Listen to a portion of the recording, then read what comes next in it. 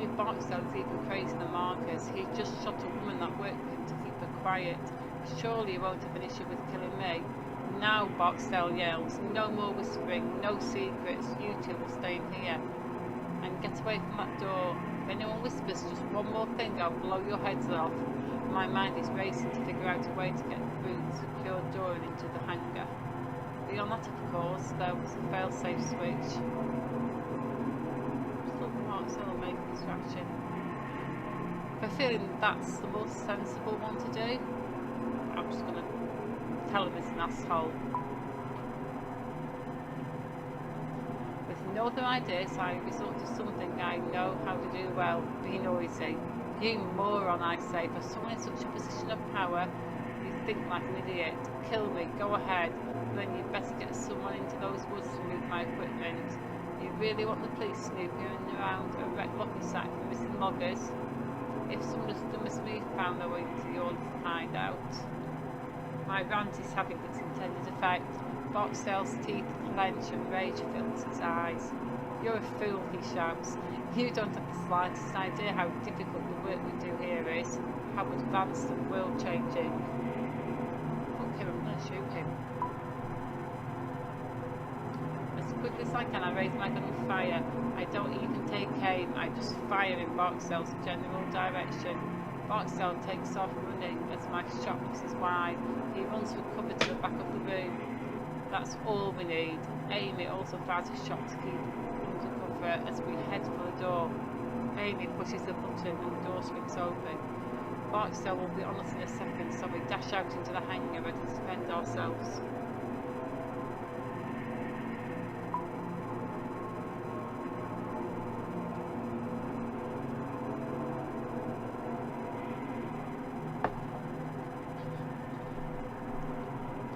Amy and I run as fast as we can through the rows of barrels. Barksdale comes charging out of the chamber almost immediately.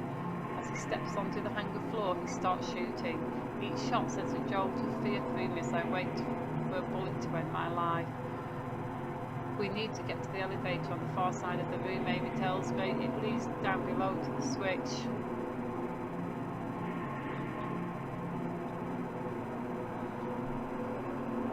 I sprint to the elevator. Okay, she says, go. I take a few shots in Barksdale's direction, succeeding in getting him to take cover and pause his stream of fire. We both make a run for it, knowing we only have seconds. Somehow I make it through the rows of barrels and get to the elevator's entrance. I turn back to allow Amy to enter first, but she isn't there.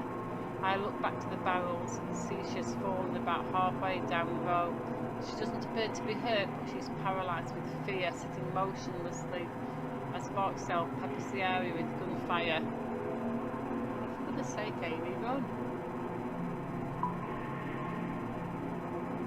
I step out and try and get a clean shot at Barksdale, but the angle is all wrong.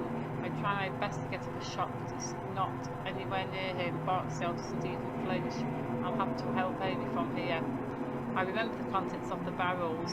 One colour has highly flammable fuel, the other contains liquid nitrogen. I'm no scientist, but I'm pretty sure liquid nitrogen is mostly harmless unless you have direct contact. If one of those barrels gets shot and the liquid nitrogen falls out, I'm fairly positive it will simply evaporate. That could create a cover of sorts for Amy, like a smoke cloud. Ah hell. Which of the barrels holds the liquid nitrogen? Strickland told us, but I can't remember.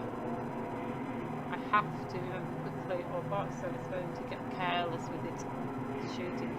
Well, I happen to know that the grey barrels are the dangerous fuel, because I took time to remember that. I'm tempted to shoot the grey barrels anyway.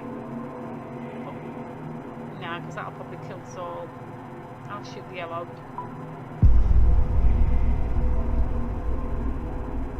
The yellow barrels, I'm fairly certain those have the liquid nitrogen in them.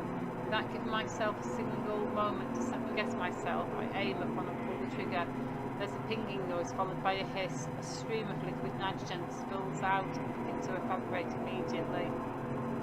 Amy looks around for a moment, clearly baffled, but then she figures out what I've done. She hits the ground. Right away for a moment, I lose sight of her in that cloud of mist. Behind us, Barksdale starts to fire. apparently not caring if they happen to hit one of those barrels with fuel in it. Moments later I see Amy's shape emerge from the mist. There's a terrifying second where she's out of the mist in the exposed space between the barrels and the protection offered by the elevator's interior. Barksdale gets off 2 shots, but the nitrogen mist has obscured his vision too much for him to get from the ray. However, one of them nicks Amy's leg, sending her tumbling just before she reaches the entryway to the elevator. I dash out and lift her up, and we both hobble over to the elevator behind the cover of the mist. Thank God you remember which barrel was which, she says. I reach out to press the call button on the elevator, and we both step inside and close the doors. It's a service elevator made of wood and metal, like something from a coal mine. We step inside and the doors close. The motors on the elevator sound like dying dogs. As the elevator slides down, the light from the flames give away complete blackness.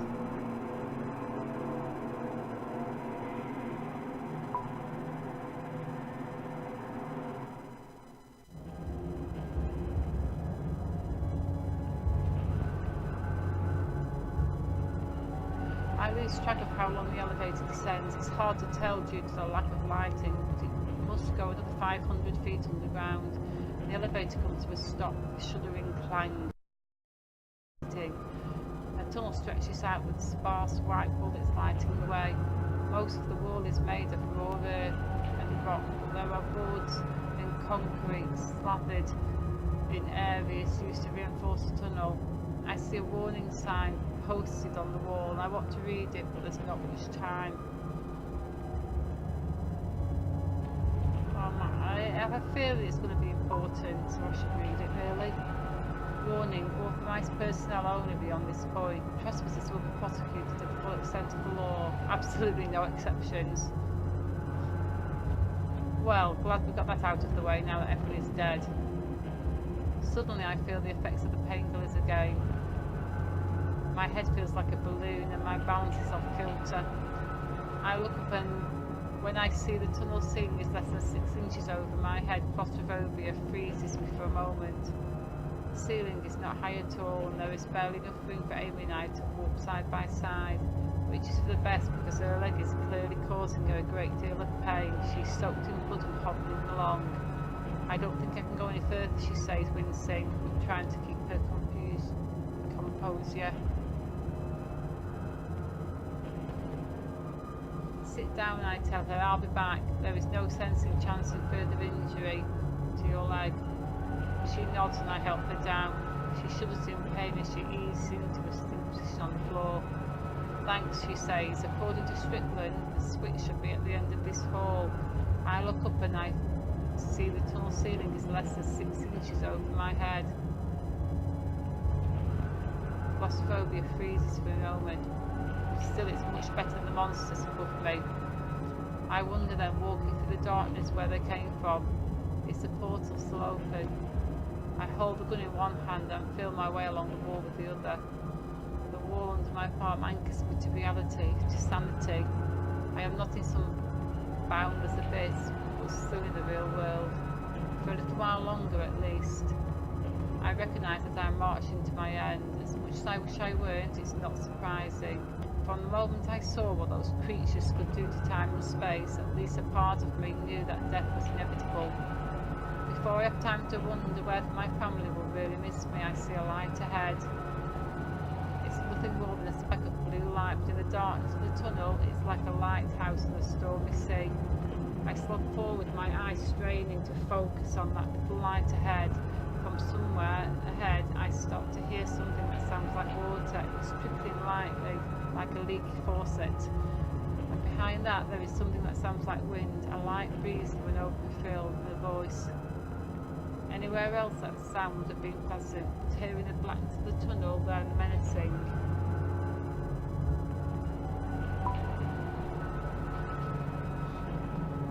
My voice doesn't echo like it should in this small place. This wears me out even more than a lack of response. I cock my head trying to concentrate and then realise that I can see the tunnel walls now. This is odd as I wasn't able to see them a few seconds ago. This is different from the blue light at the end of the tunnel. It's just then as I see the light shimmering in the air. It looks like a foggy mirror steamed over after a shower. And it's moving, dancing in the air like some abstract firefly. It's not menacing like the creatures, so it's that effect is no, it's peaceful, serene. I watch as this shimmer branches out and becomes 2, 3, then 4. They snake out in different directions, tracing the tunnel walls. Are these shimmers the doors to another dimension that Strickland was talking about? Suddenly I'm surrounded by light above me and below me. I realise there's no avoiding it. The question is, how am I going through? Why not head first? I stick my head through and feel a tingling sensation, almost pleasant. I reach out slowly, my hand stretching out to one of the shimmers. What I can only assume are some kind of light. They're hypnotising so much that I don't realise that the tunnel walls are vanishing. I feel something like wind and a brief electrical pulse pass through me as the lights take me. There is then a very gentle pushing sensation, and I somehow know that I am being expelled. I have passed through something, maybe the lights, maybe the tunnel walls, I don't know. The shimmering lights fade a bit, still dancing in the air but no longer large and branching out. As my eyes adjust, I see that right away I am no longer standing in that dark tunnel far beneath Hanger. I have no idea where I am, I'm just somewhere else and I'm terrified.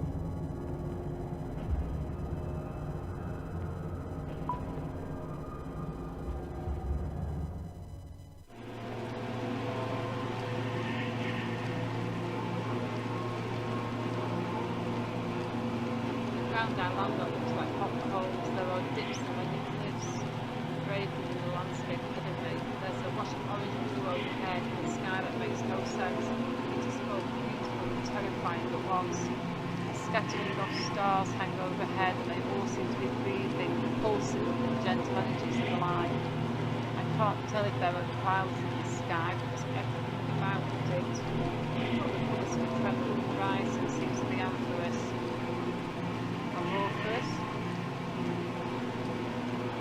Everything is knitted together, living. I stare for a moment longer and I swear I feel the sky breathing. Far off to my right, I see what looks to be a gleam of fire, small yet bright with no source of fuel. It looks as if the ground itself is creating flame. Several more of these flames dot the landscape further round. The air is thick and muggy. Then I realise something horrible. I don't know what I'm breathing. What I'm breathing here resembles air at all. A place like this, one of impossible beauty, but also very stark horror. My mind doesn't know what to do. A wave of nausea comes over me, and I think that I might be sick. I'm not sure if it would be better to fight or to give in. The white light that brought me here is nowhere to be found. Is anyone else living here? Is there a way to escape?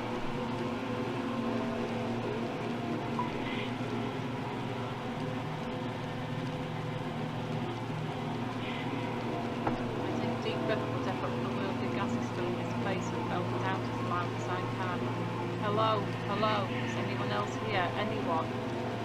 I hear a voice responds. It's faint, distant. I turn and hear it coming out of one of the massive crevices along the ground. Inside of that crack 10 feet down, a very pale man lies on a ledge. He's human but looks close to death. He is in the centre, a large pool of blood. His left leg has been twisted and torn in an unnatural way. As I walk to the edge, he looks and sees me. Help me, please, the man says. His eyes are wide. Though everything about him speaks of weakness, he is close to death and insanity or both. I have a feeling if I ask that he won't know where it is. I ask who he is, he can tell me. Oh, the missing doctor. I'm Dr. Canner, he says. Strings to get out. I work in the facility. Please help. I want to know more. It seems cruel to steal what was like his last breath just to answer my questions. I'd love to respond, but I don't know where the hell I am or how to get back home. The light, he says, is a doorway. It might take you back to the facility. Right? There's no way to know where the doorway is taking you. You're stuck in the world or between worlds. It's the only way out of here. I desperately want to help, but there's no way I can reach him. His ledge is too far away, but the pills of fire. I don't think I can get to you, I say. No, that's not what I mean, he replies. His eyes are on the handgun that I almost forget I am still holding. I realise what he wants and I shake my head. I can't, I say. I can't do that. Please, please. Those things. They are puppets that came here with me. I got dropped along the way. They'll be back. They'll be back and they'll kill me. That, he says, indicating the blood will be quicker, less painful. I can't, I repeat. Please, look at my damn leg. I'm dead anyway. I want to refuse him again when I hear that all too familiar static sound from another crevice behind him. I hear another of the shrill noises and then watch one of the monsters materialise as crowd of the neighbouring crevice. Two more come out after it, then a third, then 5, then 10.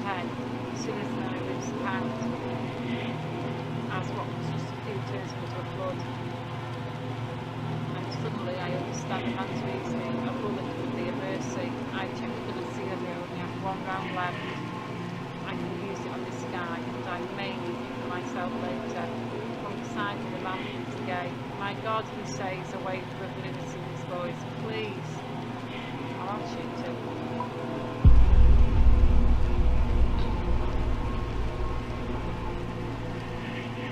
I look back to the man and wince. I know it was the right thing to do, but my finger resists. With a roar of disgust, I level the gun towards his head, turn my eyes away, and then pull the trigger. Your aim is true. Just do my aim is true. The man crumbles lifeless to the ground, and that's when I see the shivers waving to my right, in the direction I usually came from. I look back to the monsters and see that they have now noticed me. Some of them begin floating from the walls of the crevice. Some of them are less than 10 feet separating us. The shivers of white light are within arm's reach. These movements remind me of a Christian aquarium. I reach out and feel myself accepted by the game. I feel a sensation of wind and weight and the feeling of being pushed out back into the tunnel of the facility. Something this time. This time I feel something else. I feel a deep sensation that seems to want to drag me in all directions at once. As the world goes dark, I realise that I'm somewhere else. This is not the dark tunnel. This is a dark tunnel, totally void.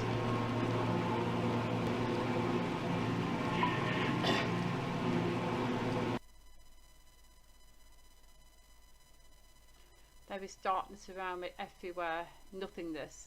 I feel nothing under my feet, nothing to my sides. I can't touch or sense anything at all. I don't even know which way is up or down. It's as though I'm all that exists. As I remain here, I just hear silence, not even the sound of my heartbeat. The blackness is so deep that I feel I can't distinguish between my thoughts and what is real.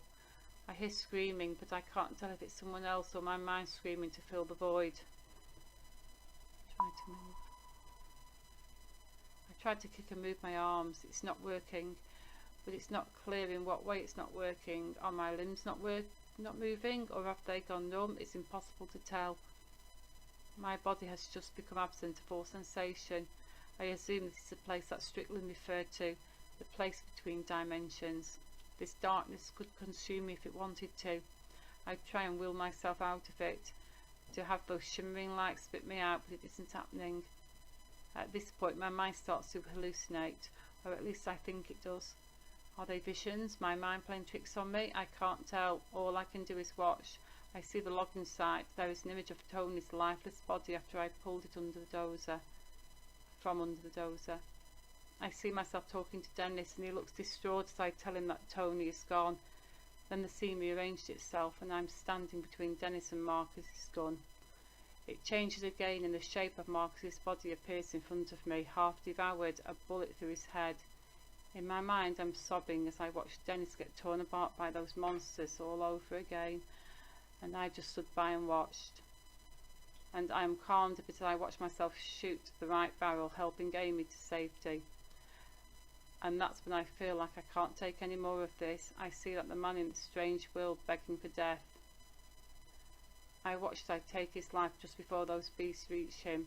All of those things are flooding my mind, and it feels like my brain is vomiting. Yet in the midst of it all, I see what's really important, the switch. In my mind's eye, I see that glowing light in the tunnel, the one far ahead, small and distant. I guess we should focus on that. I focus my mind on the tunnel and the image of that flickering light. With a mental effort so strong that it's nearly a physical motion, I make myself envision that little light in the tunnel as if it were right there in front of me. With that I feel the wind again, a light breeze that seems to come from everywhere. And then, with a relief I can only imagine feels like death, I move forward.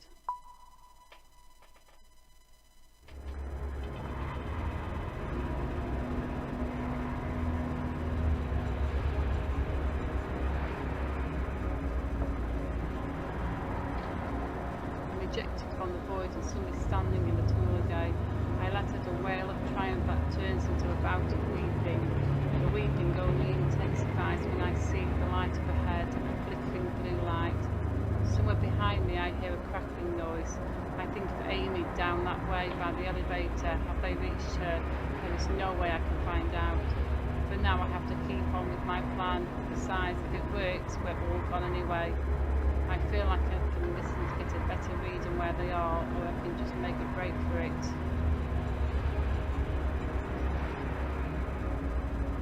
I'm going to run to the light at this point. I don't even bother looking back, there's no time. Instead I run with all my might straight ahead, my focus on that blue light ahead of me.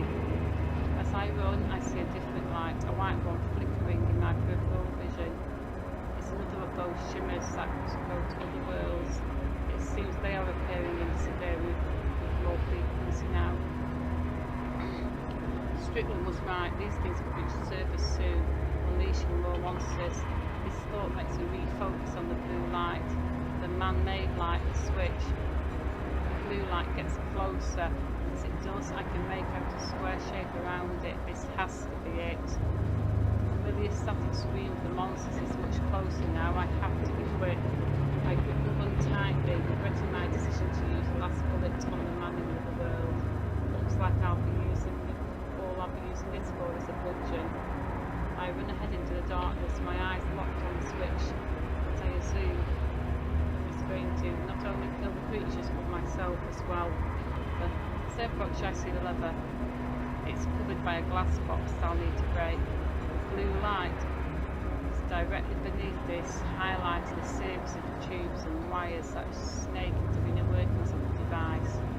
In the middle it's blackness, not like a darkly coloured part of the machine, just a hole in reality. It looks like some sort of illusion. All the while I can hear the static of the creatures coming up dangerously close now.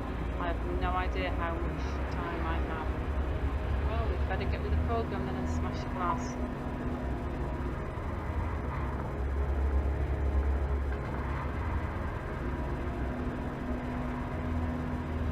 Back the stock of the gun and smash through the glass. That house is the lever. The glass shattering is like music to my ears. I reach out for the lever, my hand grasping it.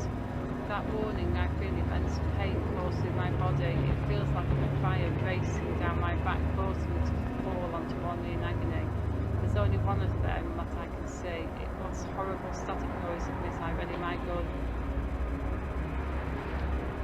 No bullets left, I get ready to use the club. I try to strike. The monster bats the gun away, wrapping it into an S shape. It then follows by swinging its appendage at me. The sting of this touch forces me back against the side of the cabin, my face striking the wall hard. My jaw crunches and I feel a sharp pain that comes to my head. Then the creature was upon me again. Its tentacles melt into me and I scream. I can't help it. I sound like a wild animal. Try to keep fending them off, or I can go for broke and just focus on the lever. Creatures be damned.